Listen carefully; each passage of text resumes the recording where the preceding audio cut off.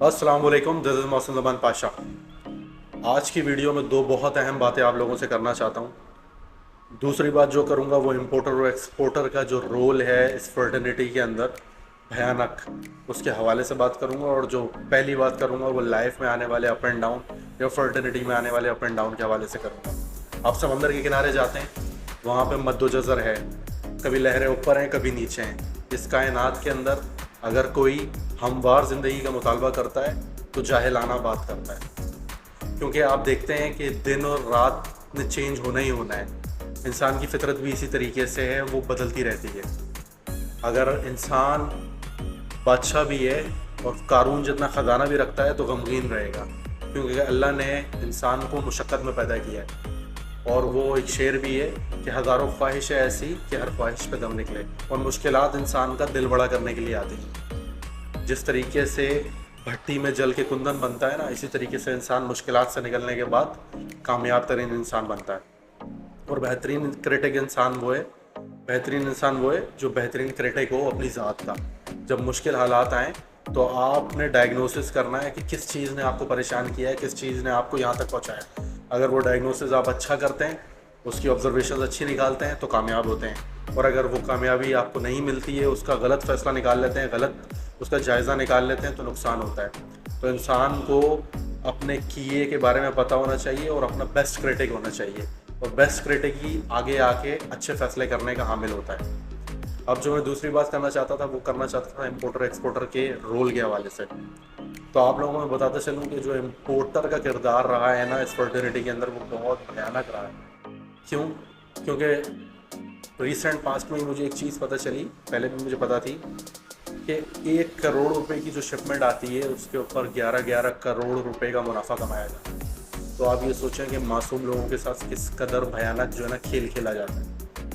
और आप लोग फिर कहते हैं, आप लोग या वो इम्पोर्टर हजरात ये बात करते हैं कि हम तो जो है कम्युनिटी को बर्ड्स प्रोवाइड करते हैं। भाई बर्ड्स प्रोवाइड तो करते हो, लेकिन इंटरनेशनल मार्केट के जो रूल्स हैं उनको फॉलो नहीं करते हो।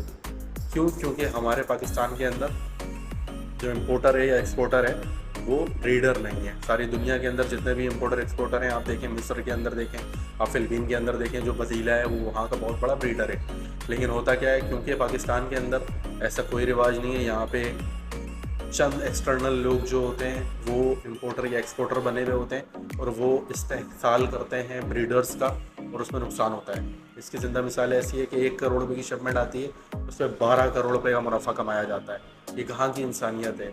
वो कहते हैं ना कि आप ही अपनी अदाओं पर ज़रा गौर करें, हम अगर अर्ज़ करेंगे तो शिकायत होगी। इसी तरीके से एक्सपोर्टर का किरदार भी बहुत भयानक है।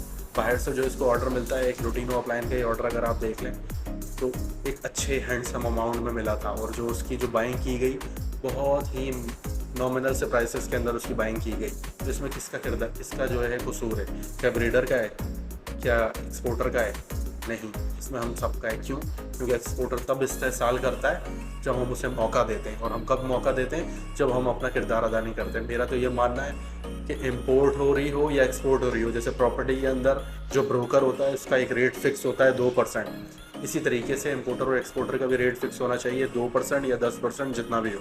लेकिन वो एक बैट के तरीके से जो है वो फिक्स होना चाहिए। उसमें फ़ायदा क्या होगा?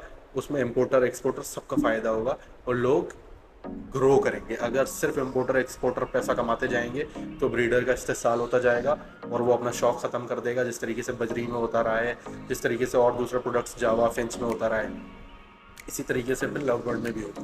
तो मेरा तो ये मानना है कि हमारे जो ब्रीडर्स हैं, जो नामी ग्रामी हैं, जो सीनियर्स हैं, उन्हें किरदार अदा करना चाहिए। वो आगे आएँ, अपने एक्सपोर्ट लाइसेंस बनवाएं, अपने इंपोर्ट लाइसेंस बनवाएं और दुनिया के दीगर ममालिक में किरदार अदा करें। किरदार किस तरीके से अदा करें? वहाँ के ब्रीडर्स से, वहाँ के दुकानदारों से रब्ता कायम करें और ऑर्डर्स पकड़ें। ऑर्डर पकड़ने के बाद शिपर के थ्रू या जैसे भी आप जो है ना वो बाहर भेजें। अच्छा, ये कहते हैं कि लीगल वे में बर्ड बाहर नहीं जाता, इसलिए ये मसाइल है। तो भाई जो ये अभी भेज रहा है इम्पोर्टर या एक्सपोर्टर, मंगवा रहा है या भेज रहा है, वो लीगल तरीके से भेज रहा है? अगर वो लीगल तरीके से नहीं भेज रहा, वो जिस चैनल के थ्रू भेज रहा है उस चैनल को एड्रेस करें। कौन सा ऐसी रॉकेट साइंस है पाकिस्तान में? कौन सा ऐसा काम है जो लीगल तरीके से होता है? यहाँ तो पेट्रोल भी लीगल तरीके से आ रहा होता है। तो कोशिश करने वाले को ही कामयाबी मिलती है। अगर आप कोशिश ही नहीं करेंगे तो कामयाबी कहाँ से मिलेगी? और फर्टिलिटी को जहाँ तक रिकॉग्नाइज़ कराने की बात है तो उसमें भी किरदार अदा करें। अभी पाकिस्तान कराची के अंदर जो है एग्रीकल्चर ट्रेड एग्जीबिशन हुई थी, उसमें किरदार अदा करें। नेक्स्ट टाइम जब हो उसमें बढ़ चढ़ के किरदार अदा करें ताकि एग्रीकल्चर इंडस्ट्री अप्रूव हो।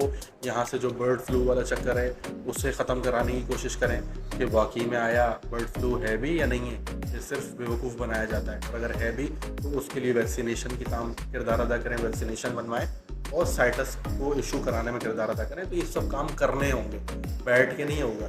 तो जो हज़रात हैं जो इसमें काम करना चाहते हैं वो मुझसे भी रब्ता करें। जो लोग हैं जो एक्सपोर्ट चैनल्स को इम्पोर्ट चैनल्स को जानते हैं वो मुझसे रब्ता करें, मुझे बताएं, मुझे तरीक़ेकार बताएं, मैं भी किरदार अदा करूं उसमें।